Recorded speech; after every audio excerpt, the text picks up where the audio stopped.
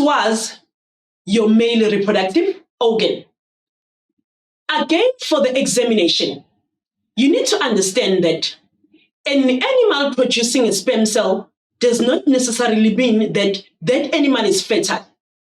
Some of the males, they suffer from sterility. Some, they suffer from a condition known as infertility. So you should be able to distinguish or differentiate between sterility and infertility and be able to identify and give the factors that cause these conditions, infertility and sterility. Now, for your examination, you need to understand what is infertility and what are the factors that cause infertility. Now, infertility is the temporary loss of fertility, meaning it can be rectified, it can be corrected, meaning there is a chance for an animal or for this male to be fertile again or in future. It is temporary. Now, what are the factors that cause infertility in males? It can be, number one, malnutrition. Malnutrition we can name overfeeding the animals or underfeeding the animals. When you are overfeeding them, they will be obese. They won't be able to engage to natural mating. They won't be able to mount the female. Secondly, underfeeding. The sperm cell will not be able to reach maturity. They will be immature due to nutrient deficiency caused by underfeeding the animals. So malnutrition speaks of overfeeding and underfeeding the animals. Secondly, another factor, it is the diseases such as vibriosis, trichomoniasis, and the last one is brucellosis. We can add brucellosis here. Brucellosis. Now, these are the diseases that can cause infertility, and they can also be treated. Right? Another one is the environment. When the environment is not conducive, when it is very stressful for the animal, adrenaline will be secreted. And once adrenaline is secreted, it will suppress hormone testosterone. And when hormone testosterone is suppressed or oppressed, there will be no sperm production. Because hormone testosterone is responsible for sperm production as well as the male characteristics, being or having the muscles or being muscular. Right? Another one is the injuries. We speak of the penile injury, when the penis is torn in males. Meaning when the penis is torn, they won't be able to engage to natural mating.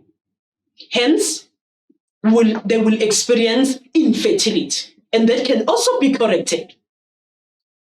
Lack of experience, especially young males, when they've never engaged through natural mating, that can also lead to infertility. The impotence. Impotence without an R. Impotence without an R. What is an impotence? The inability of a male animal to copulate, or the inability to copulate, or the inability to penetrate. And impotence can also cause infertility.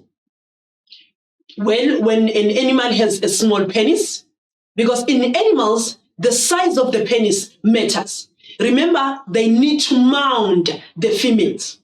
And when the penis fails to reach the vulva, that is a problem, meaning the sperm cells during ejaculation won't be able to reach the vagina. So these are the factors that can cause infertility.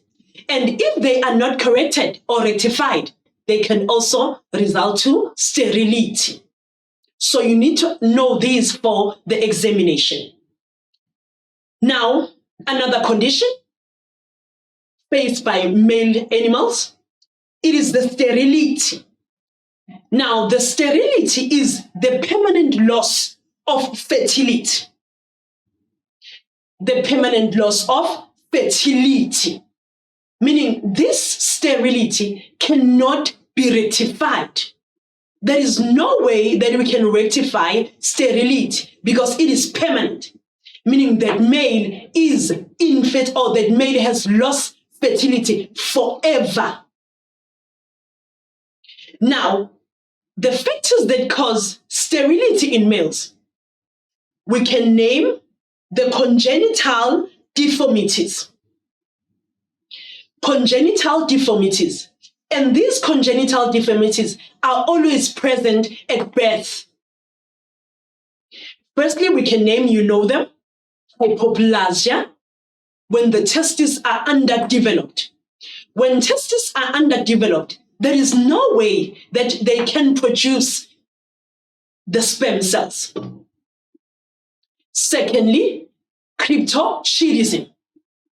When testes remain in the abdominal cavity, when they fail to descend, and that can also cause sterility. That cannot be rectified. Hermaphroditism.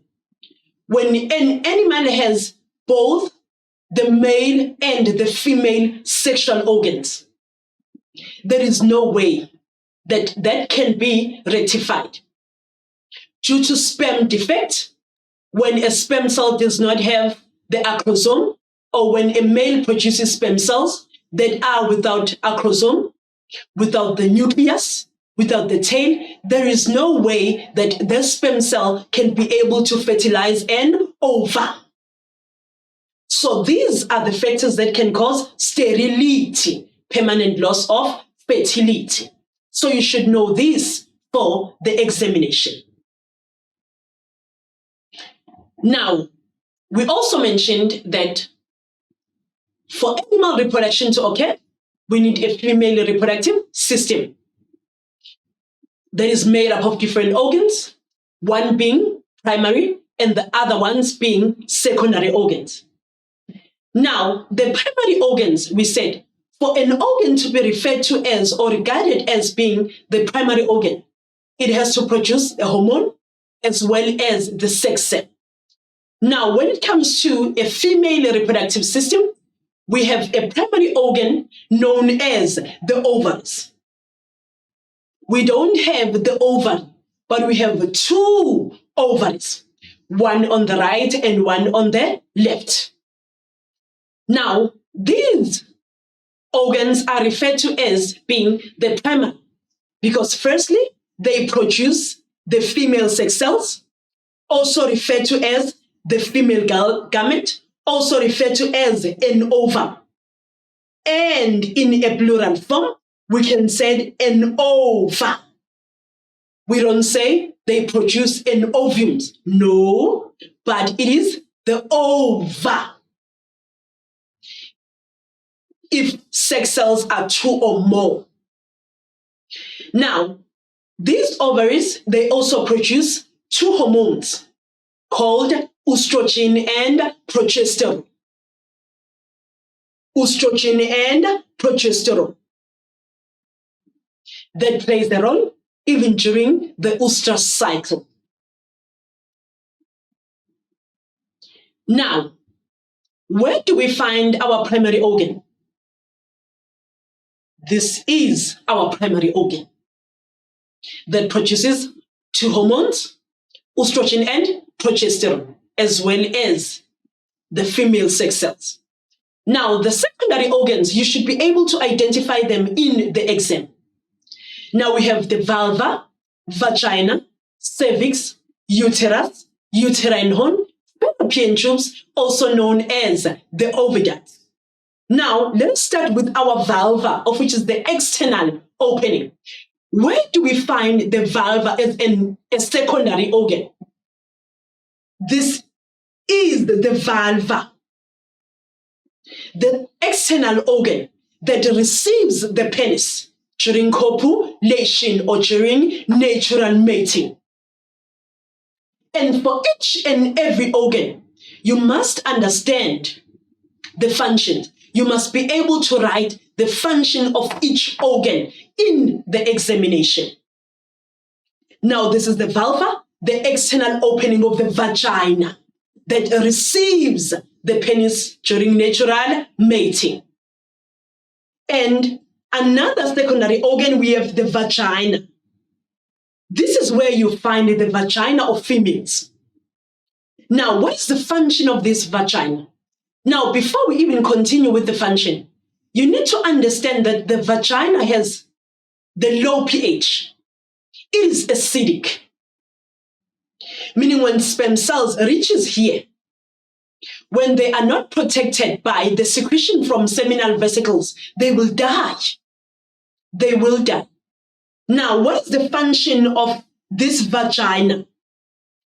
Firstly, it is the copulatory organ, meaning when the penis copulates or during penetration, it penetrates through the vagina in the areas right here.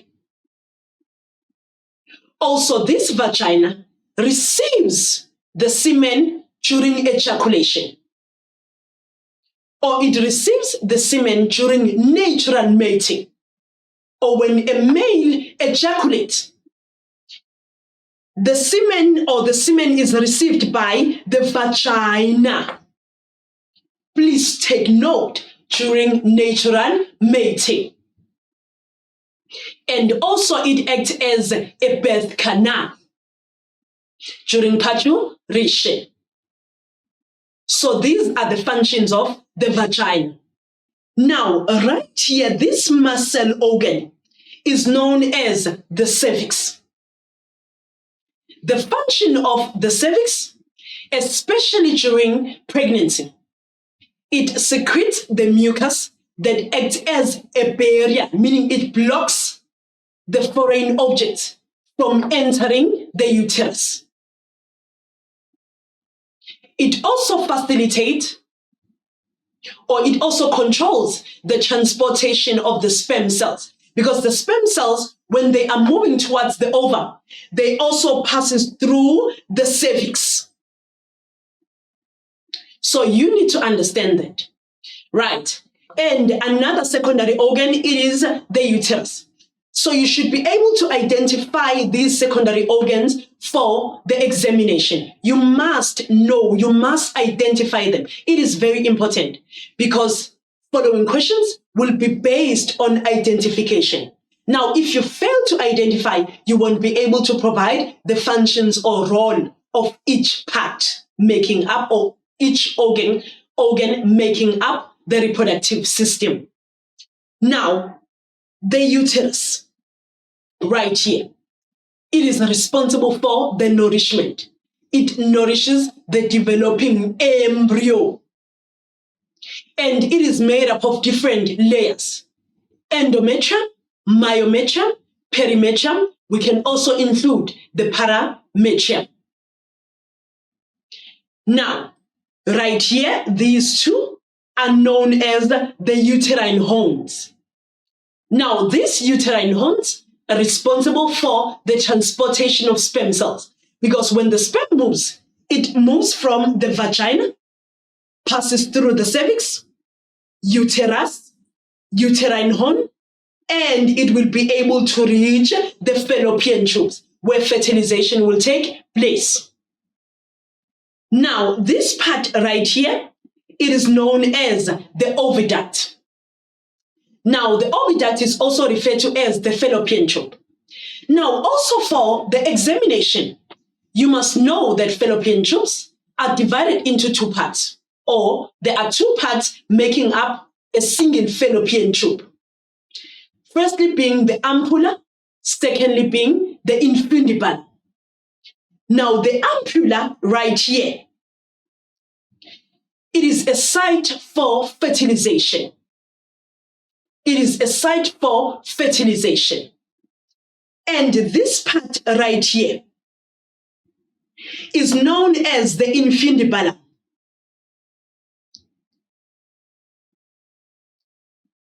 It is known as the infundibulum.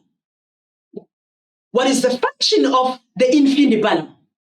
It is to catch the ovum during ovulation, or it receives the released ovum. Now, also for the examination, you must know the adaptation of the infundibulum. How is it adapted for it to be able to catch the released ovum during ovulation? Firstly, it has finger-like projections, also known as cilia. Secondly, it vibrates. Thirdly, it is a funnel-shaped like structure.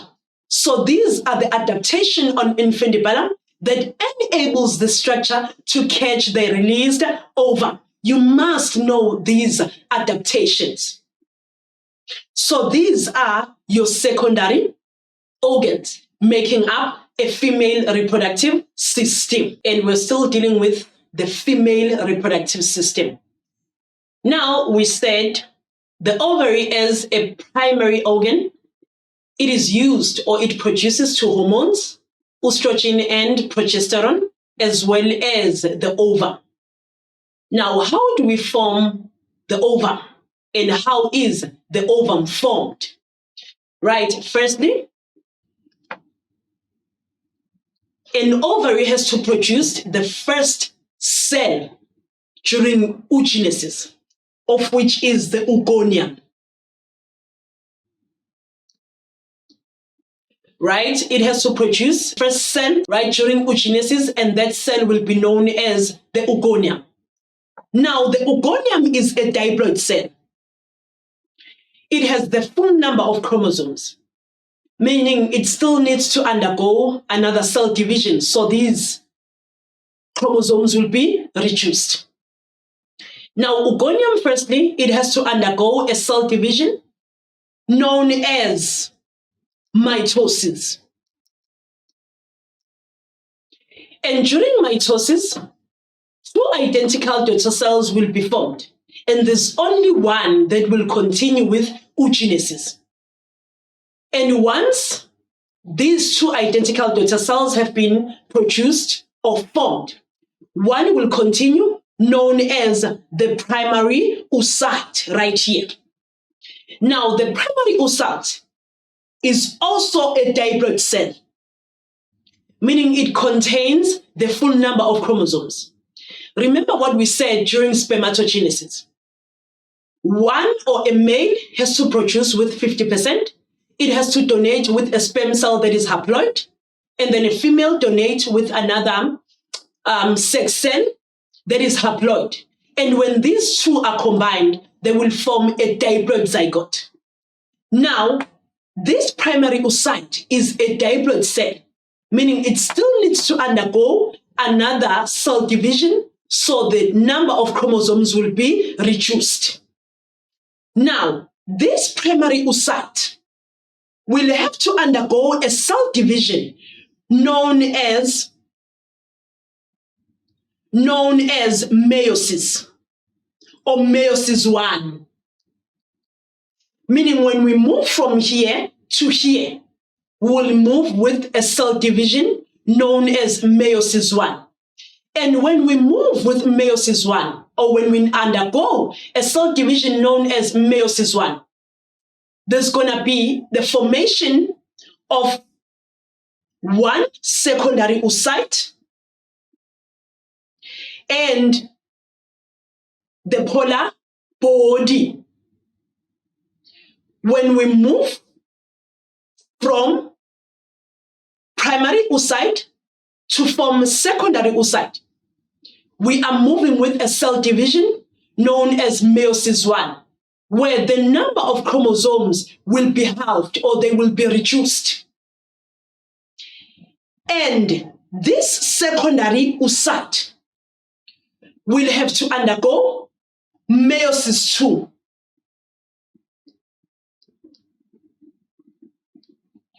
And when it undergoes meiosis 2, the number of chromosomes will be maintained.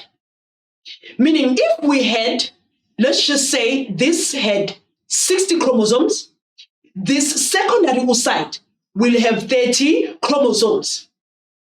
And this ovum will have 30 chromosomes, because when we move from meiosis 1, or when we go through meiosis 1, the number of chromosomes will be halved or will be reduced.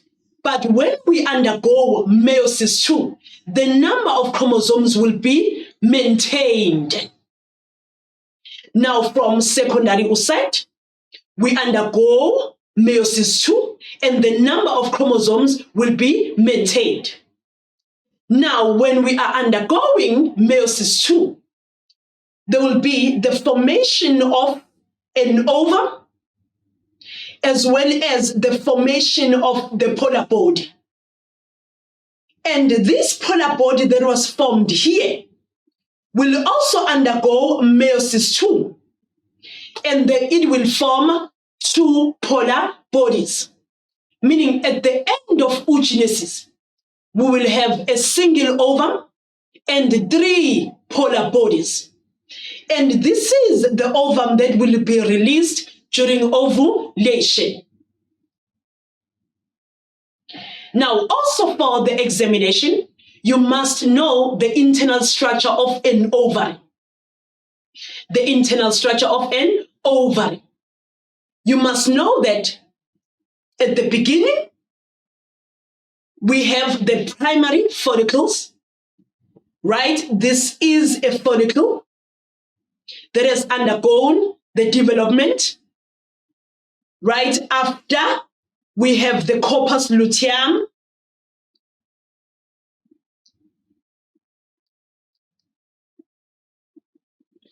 right, that will secrete progesterone. And this structure right here, a follicle or a Graafian follicle, will secrete a hormone known as estrogen, meaning in the ovary, progesterone is produced by a corpus luteum, and estrogen is produced by a Graafian follicle. And then right here, we have an ovum that is released during ovulation. And this one here is our infindi balan that catches the released ovum during ovulation. So you must be able to label or identify these structures in the exam. You must understand the internal structure of an ovary. It has the follicle. Firstly, we start with the primary follicle that will develop into a Graafian follicle. And this Graafian follicle will secrete estrogen, right? And then the corpus luteum will produce progesterone. And then this right here will be our ovum. This right here will be our infindi balan. So you must identify these structures in the exam. Now, let us look at this activity. I'll just give you like 2 minutes to just answer the questions, and then we'll be back for remedials. But before I even give you the time just to write this activity, please take note that this structure here is our D. This here is our E. Please take note that. Please use this 2 minutes to answer these questions.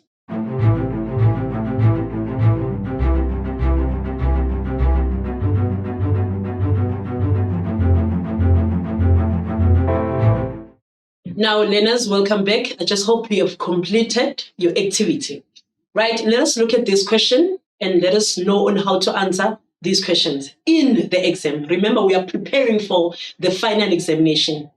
That is your last nail. Right. Now, analyze the picture and answer the questions that follow. Where is the picture? This is our picture. Now, firstly, you should be able to identify, or you should be able to tell whether this picture is of a male reproductive system or a female reproductive system. Now, here we have our female reproductive system. Now, the question says, identify 2 labels that represent secondary sex organs from the diagram above. you identify two labels, A to E, that represent secondary sex organs from the diagram above. Remember we said organs making up a system are divided into two, into primary and secondary. Now, our answers should be B, C, D, and E. Why are we removing the ovary? Because an ovary is a primary organ that produces hormone progesterone,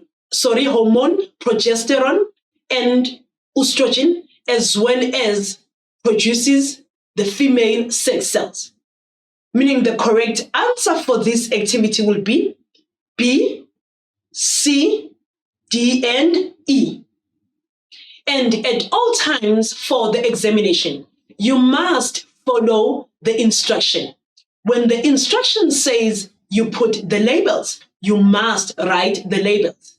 If it says identify the labels and provide a term, you must provide the labels and the term. I know that for this activity, I've already provided you with the terms, but we only needed the labels. Now, indicate the labeled part, A to E, where fertilization takes place. Now, we said fertilization takes place in the fallopian tubes, and to be specific, it takes place in the ampulla. Now, let us go back and look at this ampulla. Right. This is our fallopian tube. This is our ampulla. That is very narrow.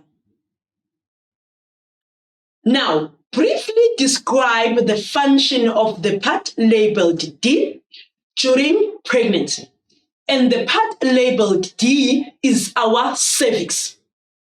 Now, what is the role played by the cervix during the pregnancy? Now, the cervix will secrete the mucus. This is how you start.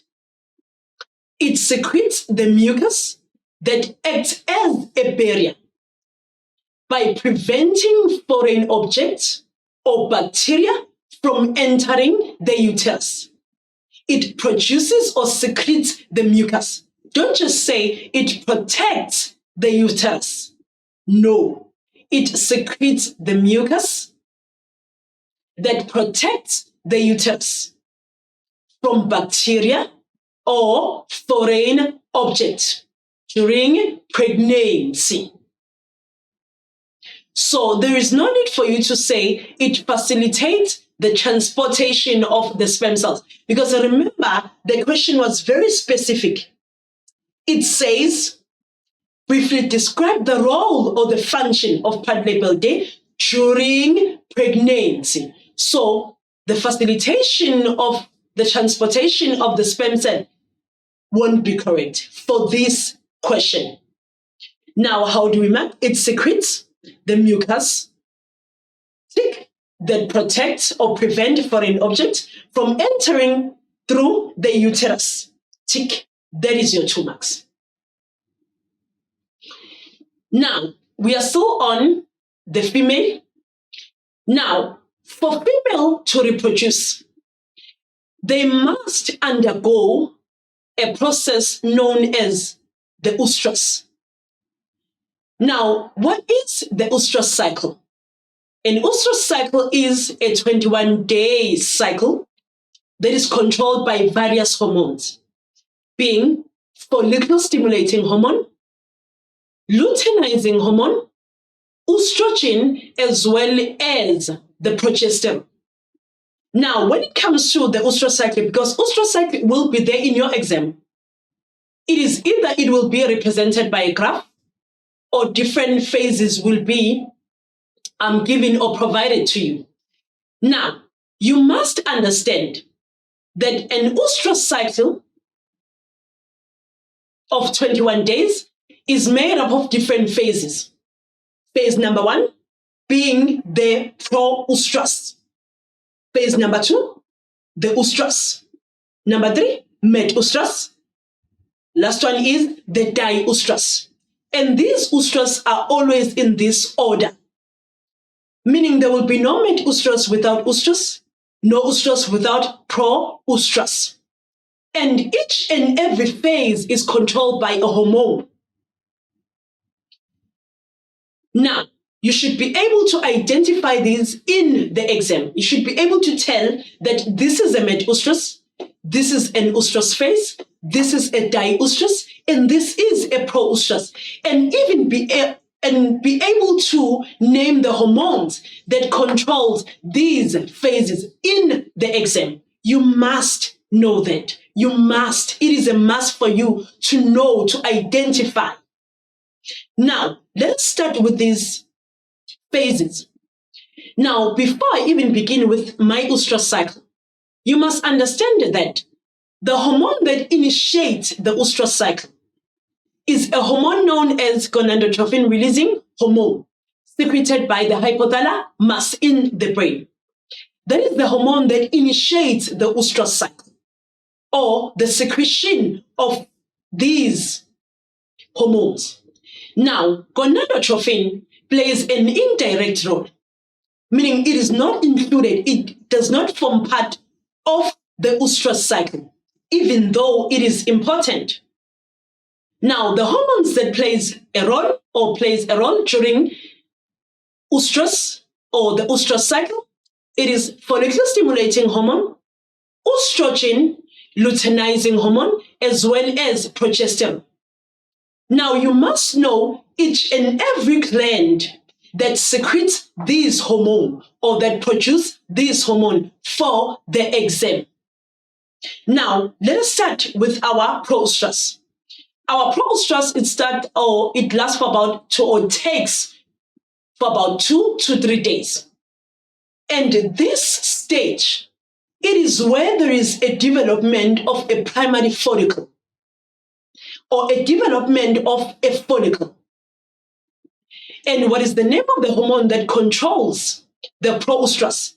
It is the follicle stimulating hormone, meaning during the pro-oestrus, FSH has to be high because it facilitates, it stimulates the development of a follicle, where a follicle will move from being a primary follicle into a Graafian follicle. And always remember that a normal follicle contains an oocyte, meaning a primary follicle contains an oocyte, and then a Graafian follicle will have to contain an ova, because as we develop, or as the follicle develops, the oocyte also develops. Now, apart from developing the follicle, what is another function of FSH? It is responsible for the release of estrogen. How so? When this follicle has been developed, once it is a Graafian follicle, it starts now secreting a hormone known as estrogen.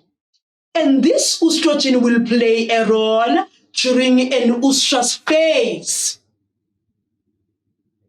meaning there is an increase of estrogen during the pro-oestrus. It is not high, but it is increasing.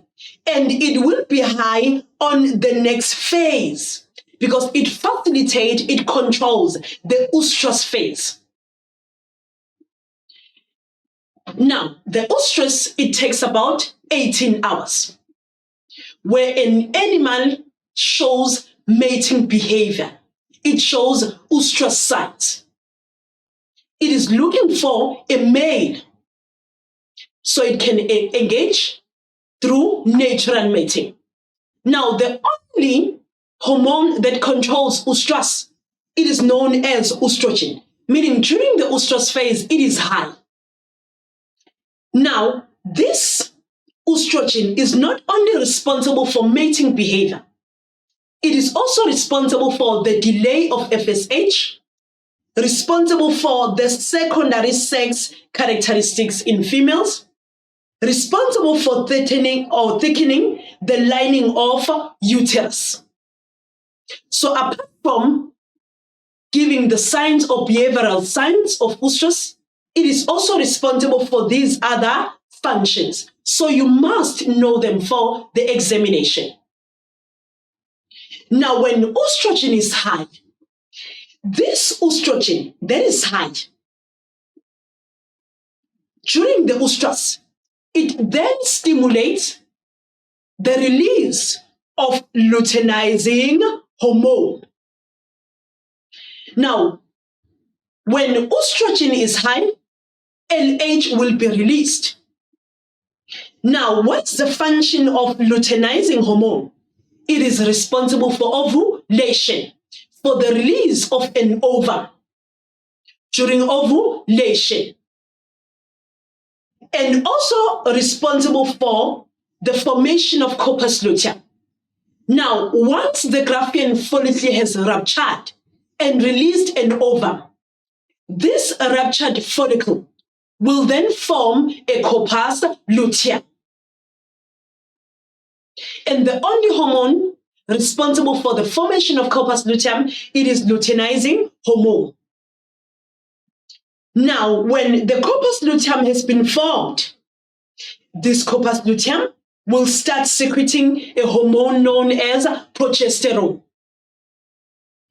That is responsible for maintaining the pregnancy and also delaying FSH.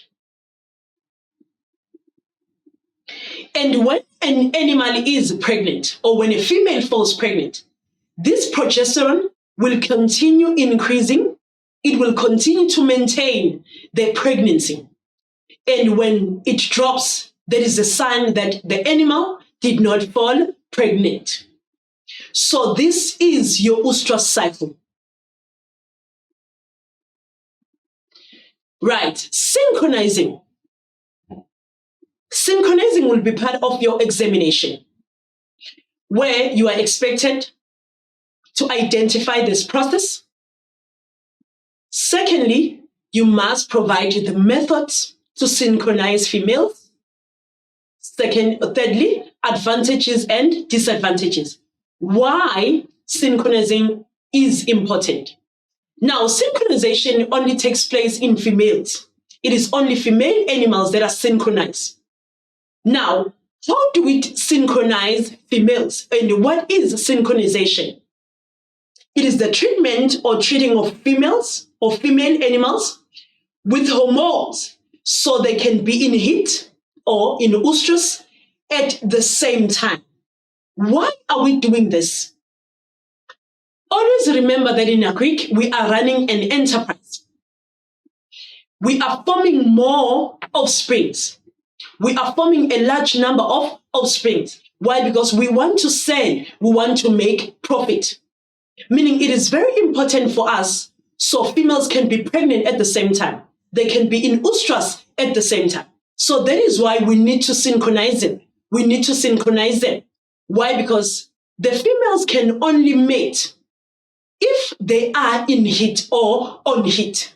They cannot mate if they are not in heat. Now, how do we stimulate synchronization? By using different methods and different hormones. Firstly, you can inject with gonadotropin, releasing hormone. Secondly, inject with progesterone. Thirdly, inject with prostaglandin.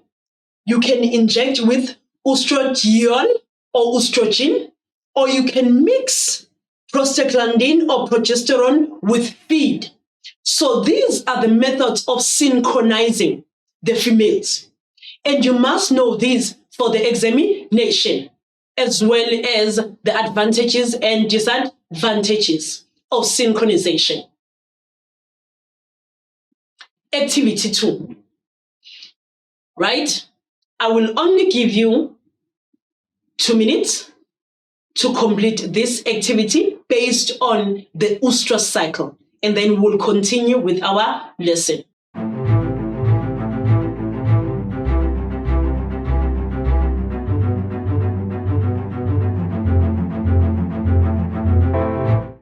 Now, welcome back. I just hope you are done writing your activity. Now, let us read the questions Study the diagram and answer the questions that follow. Where's the diagram? This is the diagram. This is the diagram based on the Oestrus cycle. How do you know that this is the Oestrus cycle? By looking at the hormones. Remember we said we have different hormones that plays a role in the Oestrus cycle, right? There is your luteinizing hormone, there is your FSH, right? There are letters, there is a lot, and days, 21 days. It actually symbolizes that this is your Oestrus cycle, or this is the Oestrus cycle. Now, indicate the length of the Oestrus cycle. Remember we said the Oestrus cycle, it only lasts for about 21 days. It only lasts for about 21 days. Yes, it can be extended if a female falls pregnant, but the normal period for Oestrus cycle, it is 21 days. It has 4 phases. Please do not forget that. Right. Name the structure that secretes progesterone during this Oestrus cycle. Right. And the answer for that question should be the corpus luteum. Remember we said after fertilization, not after fertilization, sorry, after ovulation, the ruptured follicle or Graafian follicle will then change and start forming the corpus luteum with the assistance of a hormone known as luteinizing hormone. And when this corpus luteum has been formed, it starts secreting a hormone known as progesterone. So it is corpus luteum. And corpus luteum is found in the ovary. So to say it is an ovary is wrong. It is incorrect. But the structure is the corpus luteum. Now, 2.3. Name the hormone indicated by A in the graph above. Give a reason for the data above to support your answer. And every time when you are providing or writing an answer, your answer should be based on the graph. All your answers are in the graph. Everything that you need is in the graph. So the only thing that you need to do is to analyze the graph, understand the graph. Tells us what do you see, because all your answers are in here. Now, the answer for that will be the estrogen. Right? Why estrogen? It is high during the oestrus phase. Remember we said estrogen is responsible for mating behavior or for signs of oestrus. It is responsible for animals showing signs of oestrus. Now, it is high during the oestrus phase. So the answer for that will be the estrogen. 2.4, indicate 2 visible signs that will be observed from this cow on day 0 or on day 21. Now, let's look at our day 0. What is happening at our day? This is our day 0. There is an oestrus. What is happening at our day 21? This is our day 21. Also, there is an oestrus, meaning they are looking for the signs of oestrus. Now, an oestrus or an animal or a female that is in oestrus will be restless, not restful. A female cannot be restful if it wants a mate, if it stimulates, it wants to engage to nature. There is no way. It becomes restless. It moves up and down.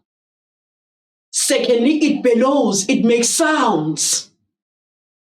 Right? It mounts other cows, or it stands to be mounted. There is a mucus discharge through the valve. Now, be careful when you are writing this sign. Don't just say the mucus discharge, but rather mucus discharge through the vulva. Through the vulva. So these are the signs shown by a female that is in heat, that is in oestrus. Now, we are done with our female and male reproductive systems. Now, for sexual reproduction to occur again, these two animals, they need to engage in natural mating. It can either be artificial mating or be natural mating. Natural mating being the physical act, meaning these two animals, they need to meet sexually. Now, for your examination, you must understand that the natural mating that involves a male and a female has 5 stages. The first one is the courtship, where both animals will show signs. A female will start secreting the pheromones, of which is the chemicals. A male will give or show a phlegm reaction, where the lower or the upper lip will be curled, right? A female will show signs of Oestrus. So this is what happens during the courtship, of which is the first stage of natural mating. Now, courtship is followed by mounting, where a male will mount the female. It will lift its forehead or forelegs, as it is shown by the picture here. It will have to lift its forelegs, right? And that stage will be followed by copulation, also known as penetration, where the male will insert its penis inside the female's vagina, and it will start or begin with the movement. And that stage will be followed by the ejaculation, where a male will release the semen inside the female's vagina, not in the cervix, but inside the female's vagina. And once a male is done releasing the semen, it will get off the female, and that stage is known as dismounting. So this picture right here, it shows the courtship, the signs. This here, it can show mounting or penetration because there is a penis, right? And then it will be followed by ejaculation, and the last one will be dismounting. So we don't just say this is a sexual intercourse. This is a natural mating process. It is of nature. Now, apart from animals engaging in natural mating to give rise to offsprings or to form new offsprings, there are other ways that farmers use to form new offsprings. And these processes are known as being the artificial mating. Now, we have different artificial matings. Firstly, being the artificial insemination. Secondly, embryo transfer. And the last one will be nuclear transfer. Now, for the examination, you should be able to identify these processes: artificial insemination, embryo, or the nuclear transfer. Now, what is an artificial, and how can you identify the artificial insemination in the exam? Now, artificial insemination, it involves the collection of semen from a superior bull, and it will be inserted into the cervix or the uterus of a cow in heat. We do not insert the semen inside the vagina, but it is inserted inside the cervix or the uterus. And this can only occur during artificial insemination. Now, for your examination, you must know the requirements of a successful artificial insemination. That firstly, we must use the correct techniques. Secondly, inseminate at the correct time. When is the correct time for artificial insemination? Before ovulation. When an animal shows signs in the morning, it has to be inseminated in the afternoon. Before ovulation, when it shows signs in the afternoon, it has to be inseminated in the morning the next day. Always remember that it has to happen or take place before ovulation. Why before ovulation? Because the lifespan of a sperm is longer than the lifespan of an ovum. A sperm cell can wait for an ovum, but an ovum cannot wait for a sperm cell. Right? Another requirement, we must use a viable and healthy semen. A viable semen has a sperm cell that has the ability to fertilize an ovum. And also, you must know or identify these instruments for the examination. Now, to collect, remember we said we are collecting a semen from a superior pool. To collect a semen, we use different tools, such as, firstly, the artificial vagina, right here. Secondly, the electrical stimulation probe. This electrical stimulation probe, it has to be inserted in the rectum, and this one, it has to be inserted in the penis.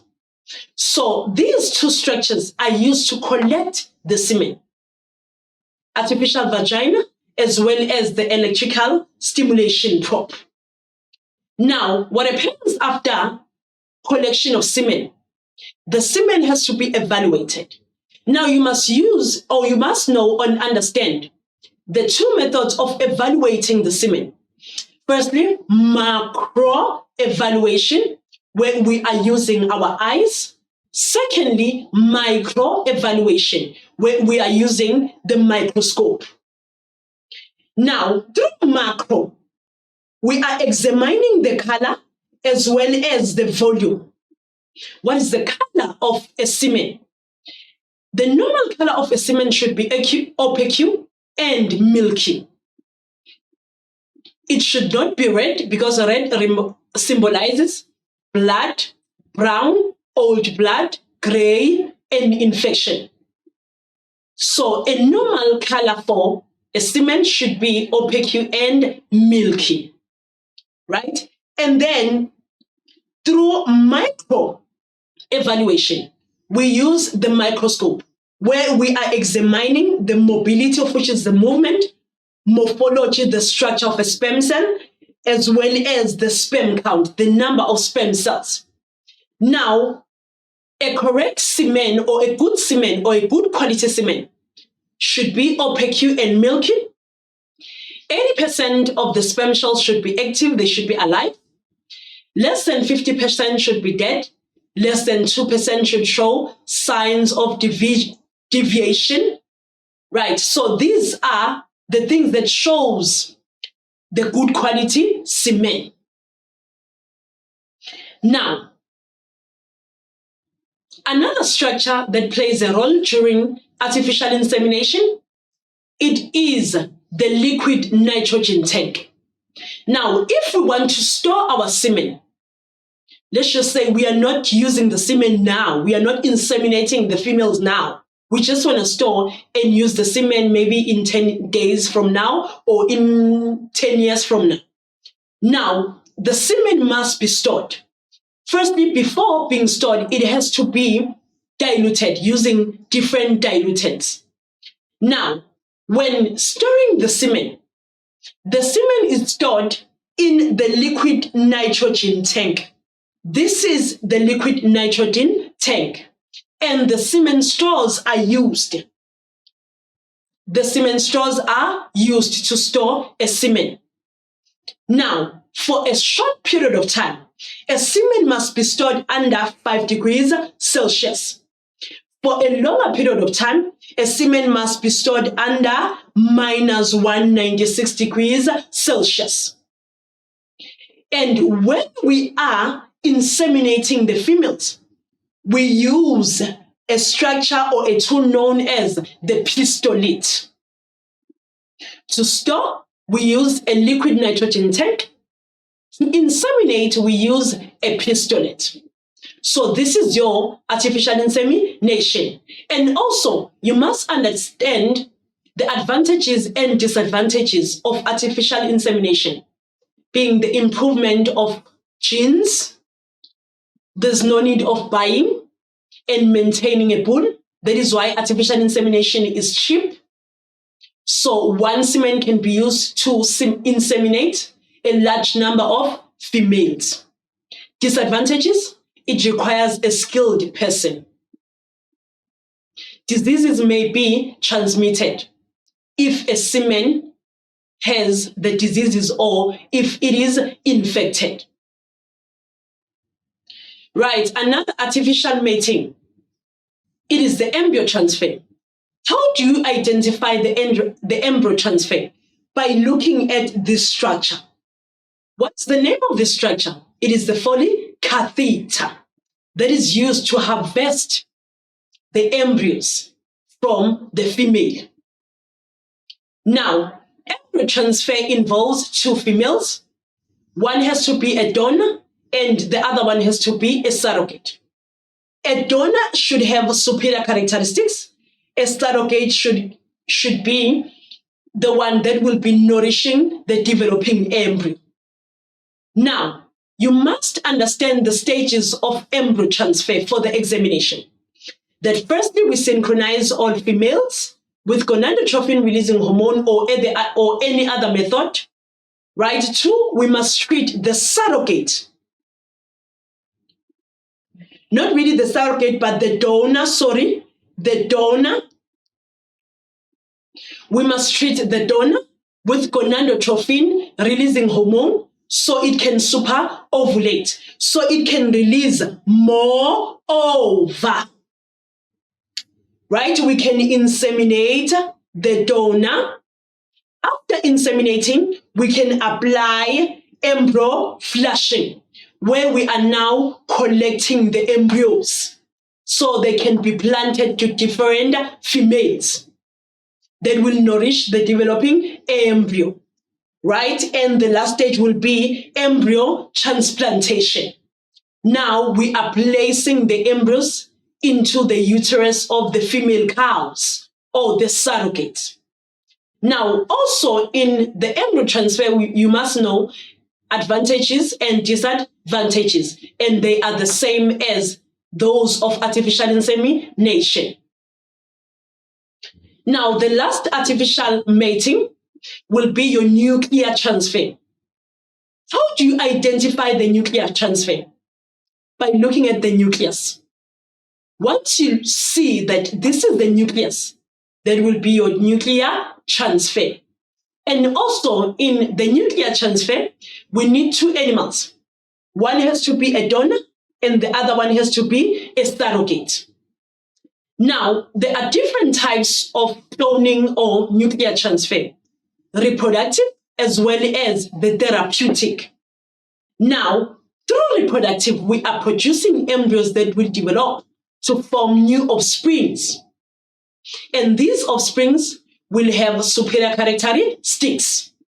And through therapeutic, we are producing embryos where stem cells can be harvested. So we can cure diseases. So we can replace injured or diseased tissues. And please also do not forget that through nuclear transfer or cloning, we are producing or forming the exact copy of an individual. Now, if an individual or an animal or a donor is A, and then B will be your surrogate, then C, the offspring, will look like A. Why? Because the genes come from A or an animal A. Now, also you must understand the purpose of the nuclear transfer: to produce proteins used in the development of medicine, to produce offsprings with superior characteristics, also to increase population size of endangered animals. So this is the purpose of cloning farm animals. And also understand, you must know the advantages and disadvantages. Now, once we are done whether with natural mating or artificial mating, an animal has to be pregnant.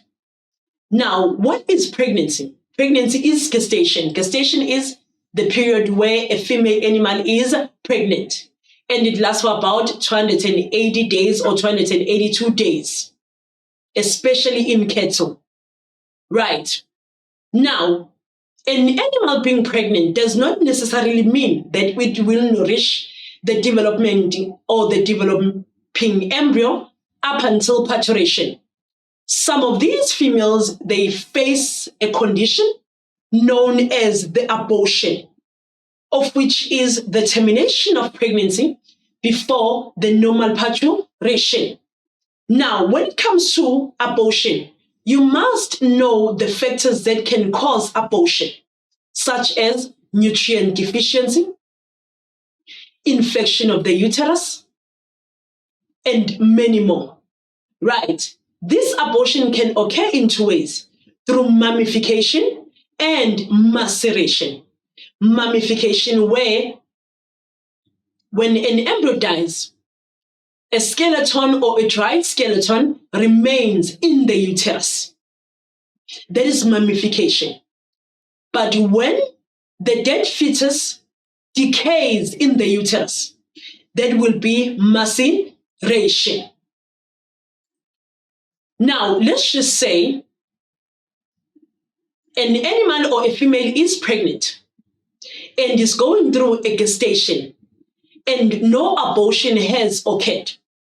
Now, gestation is made up of different phases or stages.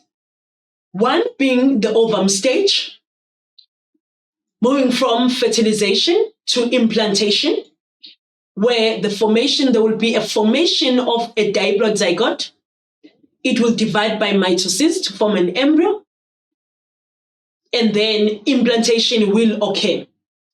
Right, there is an ovum phase. And then an embryonic phase, it involves formation of germ layers responsible for development of different systems, digestive systems, nervous systems, urogenital systems. And the layers will be an endoderm, mesoderm, and an ectoderm. So you must know how each layer forms a system. And the last one will be the fetal phase. That is facilitated by the formation of embryonic membrane. The formation of embryonic membrane being starting from the inner, we have the amnion, followed by allantois, followed by the chorion. Allantois and the chorion, together they form the placenta. Now you must know the function of each embryonic membrane. Placenta. What is the function of the placenta? It brings the blood vessels together, that of the fetus and of the mother, and makes sure that they do not mix during gaseous exchange. What is the function of the umbilical cord right here? It transports waste from the fetus to the mother.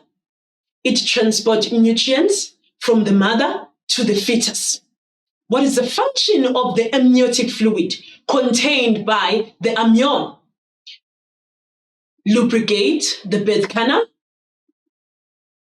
during parturition.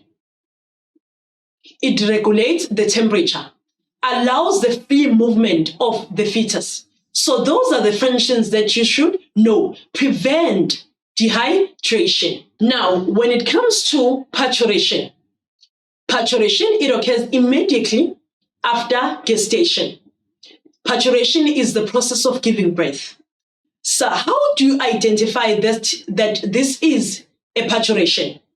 Once the animal has taken this position, or the fetus has taken this position, also known as the interior position, where the forelegs are facing the birth canal, the head is on the knees.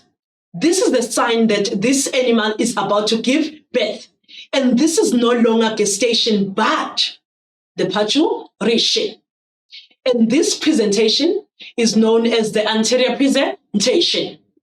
Now, parturition is facilitated by 3 phases.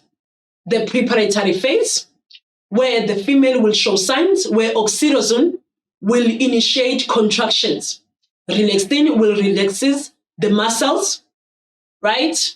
And then ejection of the fetus that involves powerful contraction where the fetus will be ejected, just like in this picture, that is your ejection, right? The third one will be the expulsion of the placenta, where the muscles will contract to expel the placenta.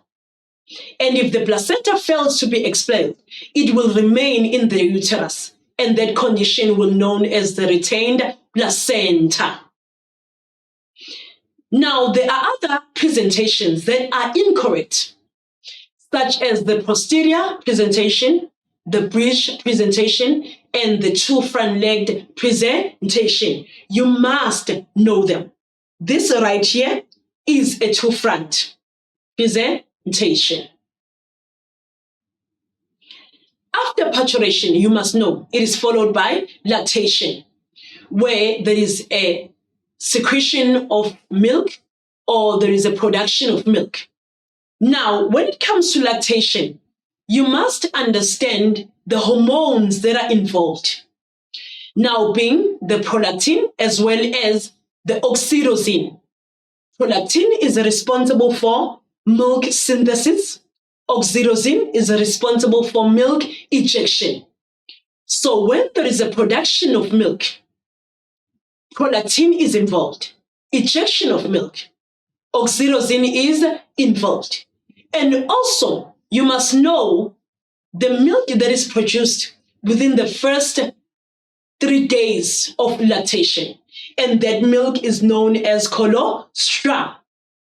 How does it differ from the normal milk? It is rich in fats. It has immunoglobulin that strengthens the immune system of a fetus.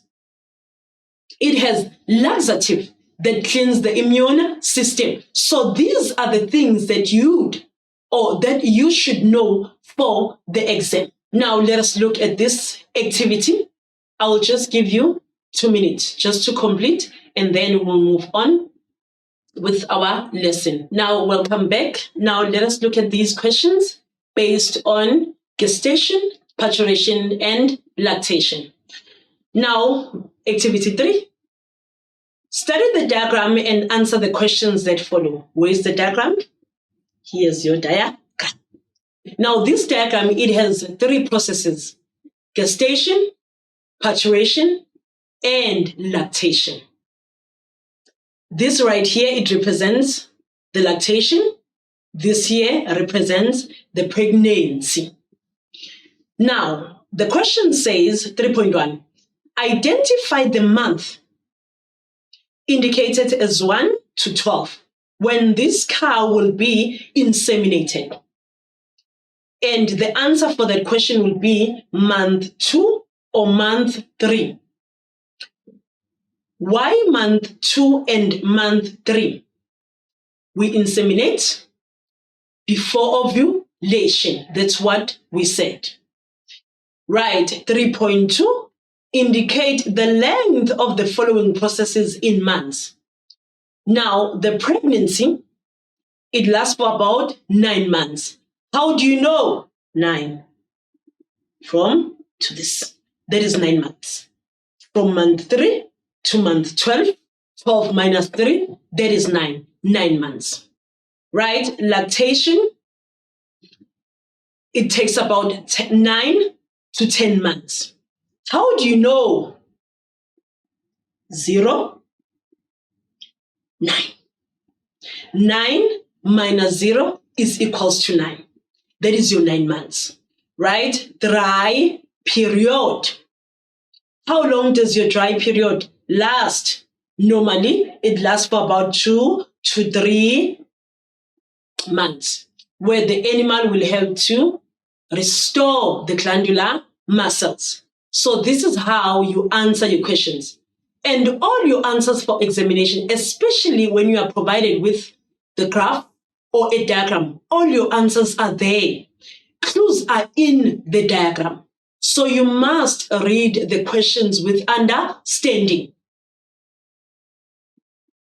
Now, on our today's lesson, we covered the animal reproduction system, or the animal reproduction, or animal sexual reproduction that requires two reproductive systems, a male and a female. The Oestrus cycle that occurs in females, as well as synchronization, because we are running an enterprise and we want all our animals or our female animals to be in heat so we can inseminate them. We also covered the factors that cause sterility and infertility, right? The factors that cause sterility and infertility. Also covered natural mating, artificial mating that involves embryo transfer, nuclear transfer, as well as artificial insemination. Gestation having 3 phases: the ovum phase, the embryonic phase, the fetal phase.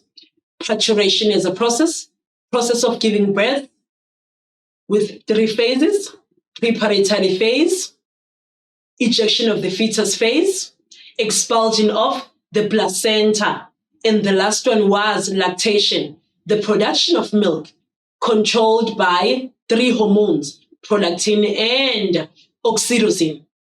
And when the animal is under stress, adrenaline is secreted, of which suppresses the 2 hormones, meaning less nutrient will be produced or less milk will be produced when an animal is under stress. Always remember that. On our next lesson, we'll be looking at the overall revision of paper 1, where we'll cover the topics such as animal nutrition, animal production, protection and control, as well as animal reproduction. We'll be looking on how you are expected to answer for the examination. How do you obtain a mark? How do you obtain 2 marks and more? Now, thank you so much for tuning in or for watching this lesson. We'll see one another or each other on our next lesson based on the paper 1 revision. Stay blessed.